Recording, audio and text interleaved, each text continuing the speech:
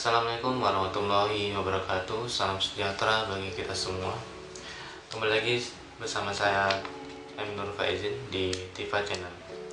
Pada kesempatan kali ini saya akan membahas tentang hal yang berkaitan dengan kecelakaan pesawat terbang yang beberapa hari yang lalu menimpa di negara kita. Hal ini tentu sangat menyayat hati bagi kita semua dan tentunya yang terutama keluarga korban. Berkaitan dengan hal tersebut, di sini saya akan mengulas sebenarnya bagaimana bentuk pertanggungjawaban maskapai penerbangan apabila terjadi kecelakaan yang menimbulkan korban jiwa dan berapa besaran ganti rugi yang akan diterima oleh ahli waris atas kejadian tersebut. Nah, pada dasarnya pengangkutan udara atau maskapai penerbangan itu harus bertanggung jawab atas setiap kerugian-kerugian yang diderita oleh penumpangnya. Nah, hal ini terjadi dalam kecelakaan pesawat, yang mana kecelakaan pesawat ini adalah peristiwa pengoperasian pesawat terbang yang mengakibatkan kerusakan berat terhadap fasilitas atau terhadap penumpang tersebut yang mengakibatkan penumpang yang meninggal dunia, cacat tetap, atau luka-luka yang berat. Nah, kategori pertanggungjawabannya apa saja? Nah, pertanggungjawaban maskapai penerbangan itu apabila satu, penumpangnya meninggal dunia, kemudian menderita cacat tetap dan atau luka-luka yang berat, kemudian hilangnya bagasi penumpang, hilangnya bagasi yang tercatat, dan hilangnya bagasi kargo, atau kemudian terjadinya keterlambatan angkutan udara dan kerugian-kerugian lain yang diderita oleh pihak ketiga.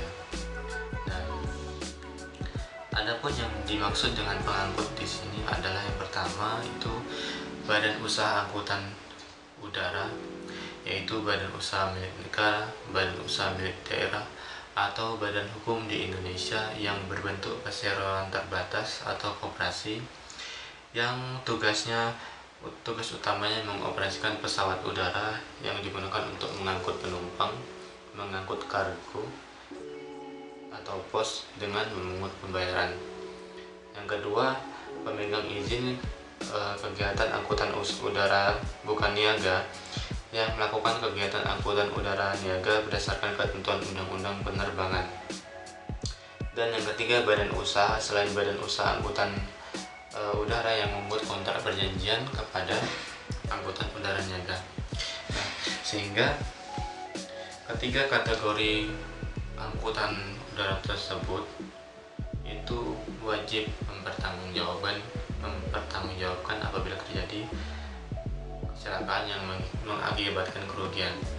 Nah, khusus untuk kerugian yang mengakibatkan penumpangnya meninggal dunia, cacat tetap, atau luka-luka, apabila timbul karena tindakan yang sengaja dari maskapai penerbangan tersebut atau yang ditimbulkan kepada orang yang ia pekerjakannya, maskapai penerbangan tidak bisa menggunakan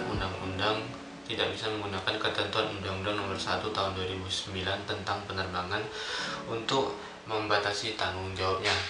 Nah, dalam hal penumpang meninggal dunia, yang berhak menerima ganti rugi tersebut adalah ahli warisnya, ahli waris daripada penumpang tersebut.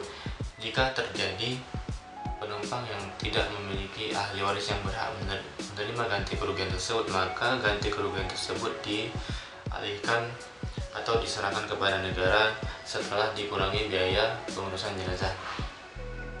Selain itu ada juga kategori ganti kerugian, yaitu terhadap seorang pesawat yang hilang. Nah, seorang penumpang pesawat yang berada di pesawat itu yang hilang dianggap telah meninggal dunia. Jadi di sini dalam jangka waktu 3 bulan setelah pesawat dijadwalkan sampai ke bandara tujuan, apabila tidak didapatkan kabar tentang penumpang tersebut selama 3 bulan atau hilang, maka penumpang tersebut tanpa putusan pengadilan dianggap sebagai meninggal dunia. Adapun hak penerimaan ganti kerugian dapat diajukan setelah 3 bulan setelah lewat jangka waktu 3 bulan tersebut.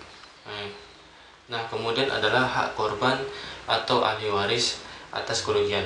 Besaran ganti rugi penumpang yang mengalami kecelakaan di pesawat udara ini ada 3 poin klasifikasinya. Yang pertama, jika penumpang meninggal dunia di dalam pesawat atau selama proses pengangkutan udara, ini ganti ruginya sebesar 1.250 juta rupiah per penumpang.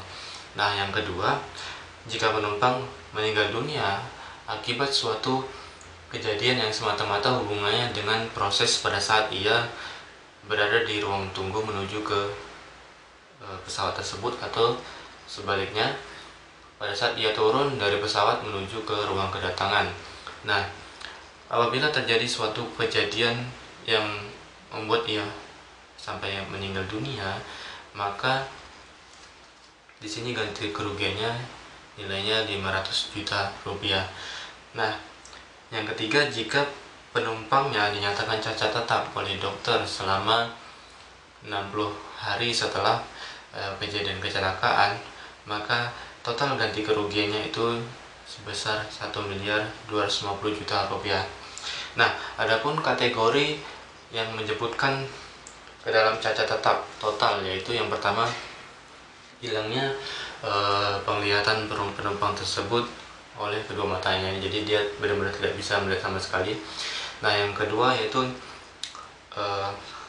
terputusnya 2 tangan atau 2 kaki, di mana tidak dapat di mana batasnya itu pada pergelangan atau di atas pergelangan. Nah, yang ketiga itu kehilangan penglihatan total dari 1 mata yang tidak dapat disembuhkan, atau terputusnya 1 tangan atau 1 kaki yang batasnya itu pada pergelangan tangan atau di atasnya. Itu batasnya pergelangan tangan atau pada atas pergelangan tangan tersebut.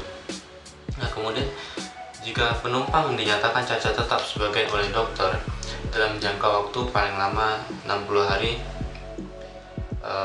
setelah terjadinya kejadian kecelakaan tersebut, diberikan ganti rugi sebagaimana termuat dalam lampiran Permen Hub nomor 77 tahun 2011. Nah, kemudian jika penumpang mengalami luka-luka dan harus menjalani perawatan di rumah sakit, baik itu rawat inap atau rawat jalan, maka penumpang yang bersangkutan akan diberikan ganti kerugian sebesar biaya perawatan yang nyata paling banyak sebesar 200 juta per penumpang. Nah, sebagai catatan, jumlah ganti kerugian yang sebagaimana saya sampaikan tersebut di atas itu belum termasuk ganti kerugian yang diberikan oleh lembaga asuransi yang ditetapkan oleh pemerintah. Nah, dalam sebuah artikel tentang kejadian Sriwijaya Air kemarin, Peraturan Menteri Keuangan PMK nomor 15 garing PMK titik 010 garing 2017 tahun 2017, di situ disebutkan bahwa bagi ahli waris terhadap korban yang meninggal dunia itu akan diberikan santunan sebesar 50 juta. Kemudian bagi korban luka-luka, jasa raja akan berkoordinasi kepada rumah sakit di mana penumpang tersebut dirawat untuk mengeluarkan surat jaminan biaya perawatan kepada rumah sakit tersebut dengan maksimal 25 juta rupiah, serta bantuan biaya P3K maksimal 1 juta rupiah dan bantuan biaya ambulan maksimal 500.000 rupiah. Nah, mungkin untuk pembahasan bagaimana pertanggungjawaban angkutan udara dan juga jumlah ganti ruginya cukup sampai sekian. Nah, di video selanjutnya saya akan sampaikan ganti rugi bagi pihak yang ketiga ya. Nah, oke. Buat kalian yang belum subscribe channel ini, tolong dibantu subscribe-nya karena biar saya semangat lagi ke depannya buat video. Dan kemungkinan saya akan buat channel khusus tentang pembahasan hukum, oke, di kemudian hari. Baik, terima kasih. Assalamualaikum warahmatullahi wabarakatuh. Salam sejahtera bagi kita semua.